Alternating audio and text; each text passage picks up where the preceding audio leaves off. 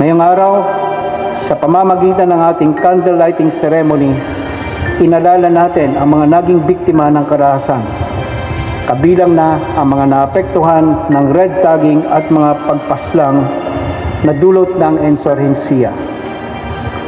Lagi rin nating tandaan kasama na ang ating mga kasamahang sundalo na napinsala at mga nagbuwis ng buhay ay kasama rin sa biktima ng pakipaglaban natin laban sa terorismo. Each candle we light represents hope, truth, justice, and lasting peace. Bawat liwanag ay sumisimbolo ng ating paninindigan na wakasan ang karahasan at isulong ang paggalang sa karapatang pantao. It reminds us that peace is not just an ideal, but a responsibility we all share. I enjoin everyone to actively support peace initiatives in our words, in our actions, and in how we treat one another. Sapagkat ang tunay na kapayapaan ay nagsisimula sa bawat isa sa atin.